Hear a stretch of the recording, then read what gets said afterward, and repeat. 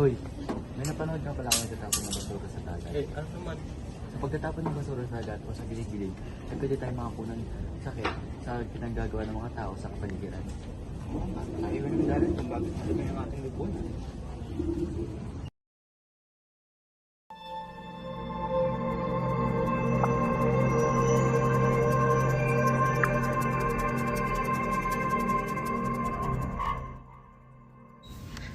Ano nga ba ang life below water? Ang life below water ay nakatuon sa pangangalaga ng kalusugan at biodiversity ng mga marine ecosystem, pagsusulong ng sustainable fishing practices, pagbabawas ng marine pollution, at pag-a-address sa mga epekto ng ocean acidification at climate change sa aquatic life.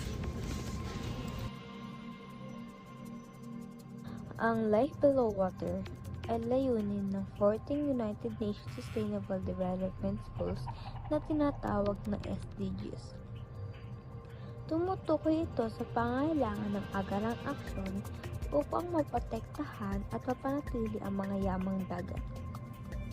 Kabilang dito ang mga pangangalaga sa coral reef, marine biodiversity, at coastal ecosystem na mahalaga hindi lamang sa kalikasan, kundi pati na rin sa ekonomiya at kabuhayan ng mga tao, lalo na ang mga umaasa sa pangingisda at turismo. Bakit naging issue na lipunan ang life below water? Naging issue sa lipunan ito dahil ang mga maling gawain na ginagawa sa karagatan ay may bearing sa atin. Kagaya ng pagtatapon sa karagatan, diba mostly madaming gumagawa nito. Ang pagtatapon sa karagatan ay may balik din ito sa atin. Ano nga ba ang balik sa atin pag pinapatuloy pa natin ang gawain pagtatapon ng basura sa karagatan?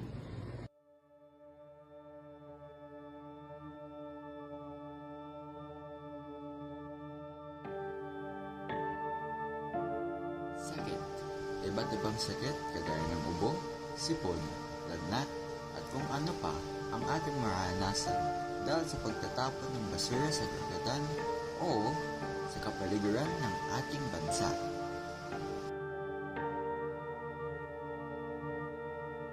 Pagkawala ng isda, mawalan tayo ng makain na galing sa karagatan dahil pinapatay ng basura ang kanilang tinitirahang karagatan.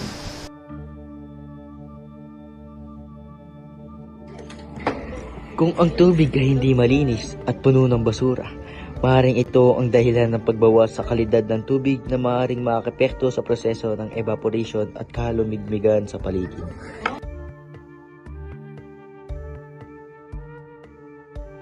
Habang maaga pa, ayusin na natin ang mga problema ng ating lipunan. Huwag magtapon sa dagat at hindi lamang sa dagat kahit saang sulok pa yan kundi itapon natin sa ustong basurahan. Subalit kung ito ay pinagpatuloy natin, ano na ang itsura ng ating lipunan in the future?